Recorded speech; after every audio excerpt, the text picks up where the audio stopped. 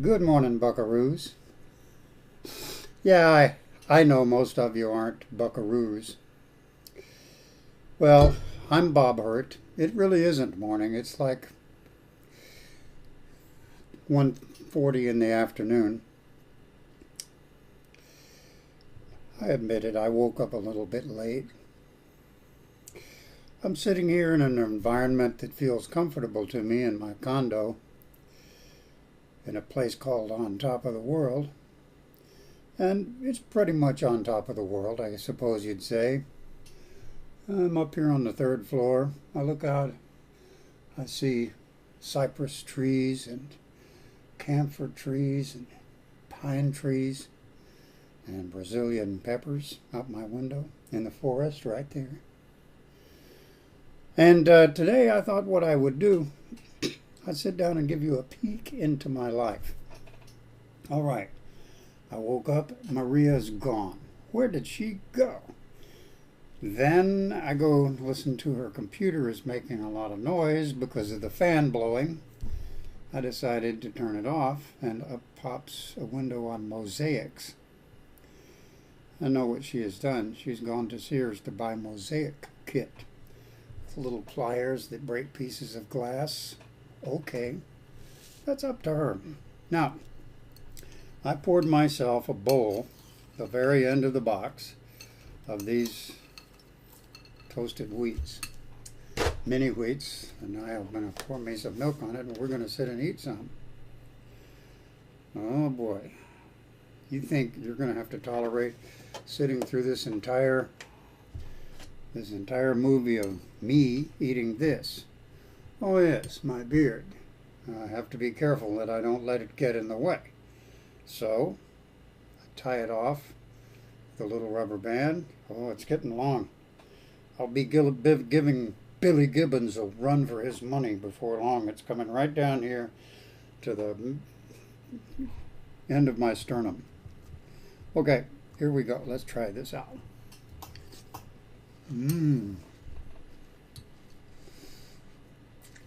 Maria, my darling bride, she likes to keep pretty things on the table, so look at this. We got this in a little bistro in Paris. One of the strangest looking pictures inside a restaurant with these old 1920s and 30s looking outfits on these people. Anyway, so what she did, she took it down to, got a couple of these placemats and took them to Kinko's and had them laminated.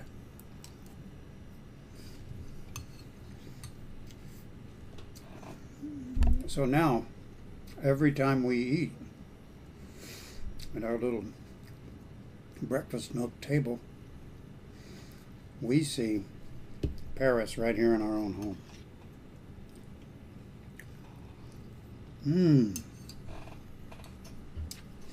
So normally what I do, I'll get up in the morning or in the afternoon looking forward to and wondering what the day is going to bring. It seems like there's seldom a rain on my parade. I live generally happy days. I look outside, there are big cumulus clouds collecting over in the distance, but blue sky straight above, and the sun is shining. Oh, the balmy breeze is blowing, and the palm trees are swaying in the breeze. Yep, there are palms out there. These mini wheats, they're not really, yeah, I guess they are frosted a little bit, but they taste blueberry-ish.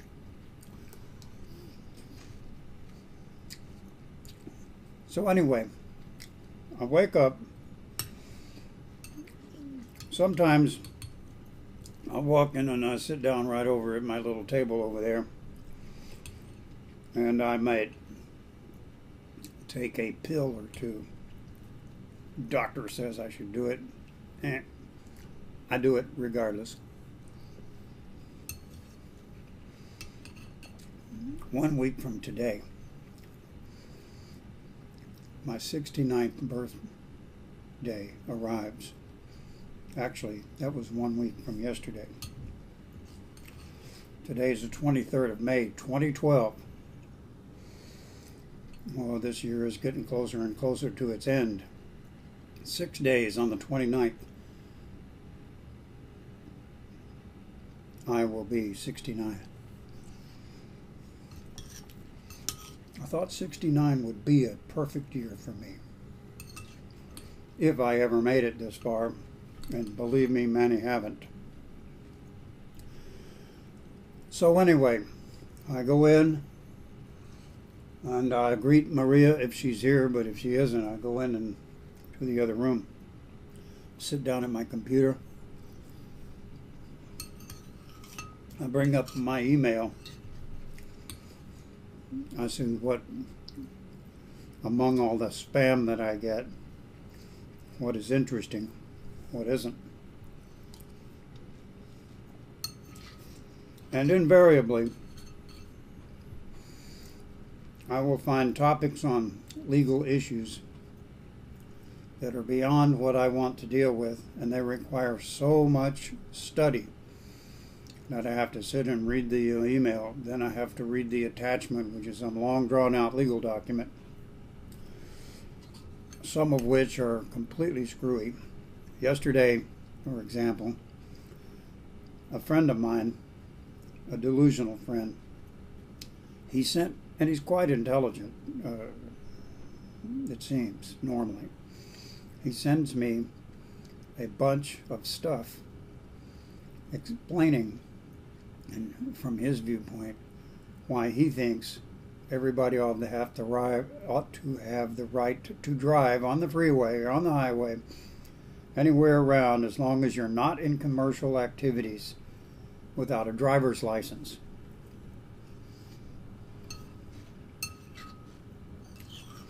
A few months ago, back in January, at a meeting of people at a sovereign citizen meeting type group, the ABC News crew was there, and one of the men said, Dan Harris said, "So you believe you need a license to drive?" One of the men, whom I had invited specifically because police had pulled him out of his car and stepped on his head and given him brain damage while falsely arresting him for no good reason, under trumped up charges that he was driving, when in reality, maybe because he was black. This is in Lakeland, Florida, a place with a bad reputation for crooked cops. So anyway, they've been trying to prosecute this poor guy, and he didn't really do anything wrong, so he didn't deserve the harassment they're doing. But he walks with a limp and has to have a cane, and he sat there and said, "No, I don't think we should have to have a driver's license." So the end result of all this is I received these, I looked at it, I went and looked up the Florida law, very easy to do, Chapter 322, and very clearly right up toward the beginning, after the definitions, it says anybody in Florida who is going to drive on the highway has to have a driver's license. He tried to make a big deal out of what the definition of drive is. It means operate a motor vehicle. And what all these definitions, which seem to make sense, but in the process of looking at all these and dotting the I's and crossing the T's of the language of it, he missed the big picture. If people drive down the highway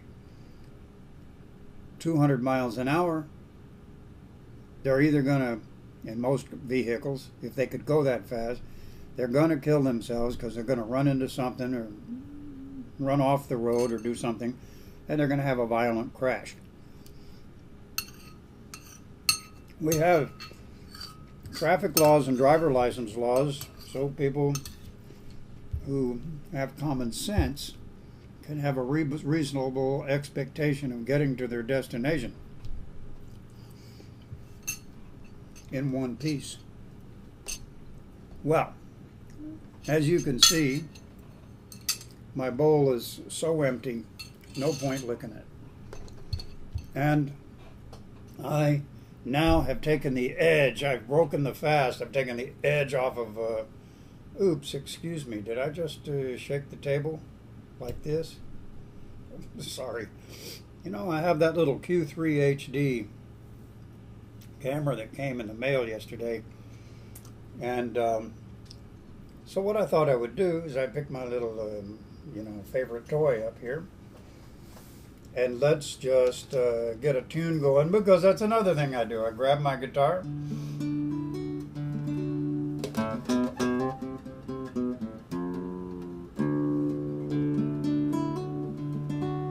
You're wondering why it's so nicely tuned up?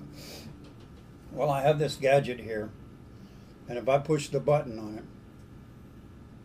like this, the lights will cycle through a little bit, and then it'll, and then if I pluck a string, it usually turns a green light on to tell me that the thing is tuned up properly. So here I am with my guitar. This thing here is a Jose Ramirez guitar. I bought it in Germany in 1981, and it's probably nothing special, but you know, it's the one I play the most. I like it. It's kind of got a nice sound. I'll tune this note, this key here, this string here, down from there to there because, well, I sort of like it. It goes with D.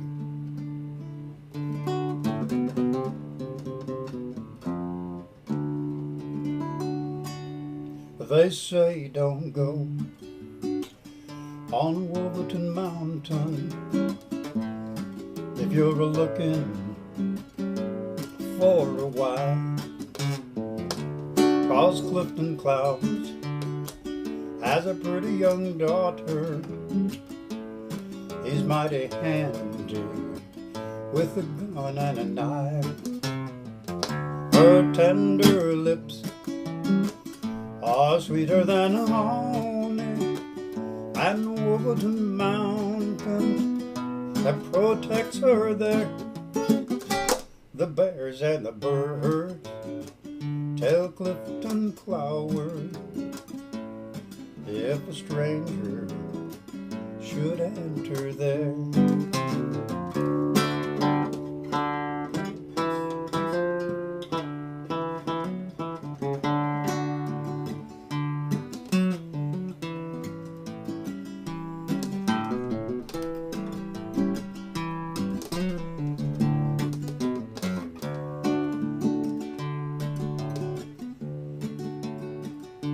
I'm a-going up on Wolverton Mountain.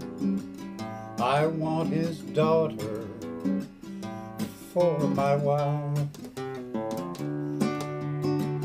I'll take my chances and climb that mountain, though Clifton Cloward might take my life.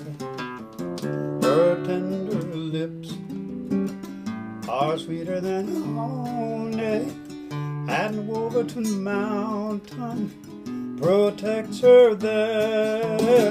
The bears and the birds tell Clifton Cloward if a stranger should linger there.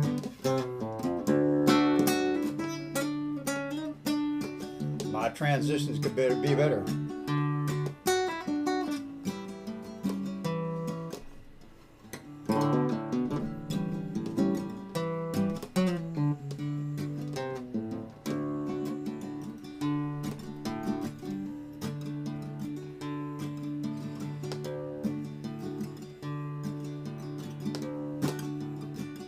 Well, I'm a-going up on Wolverton Mountain.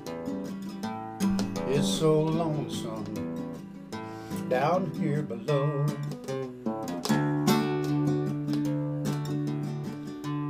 It just ain't right to hide his daughter from the one who loves her so.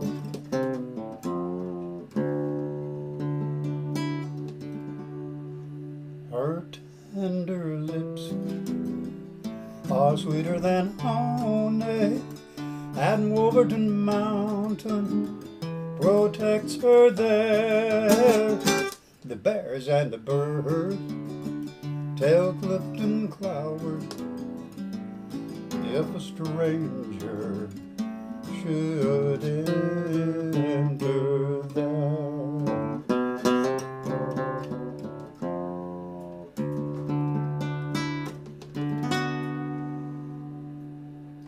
You know, the other day I went on the internet and I looked up Clifton Clowers and Wolverton Mountain, and sure enough, I actually found a photograph of Clifton Clowers' headstone.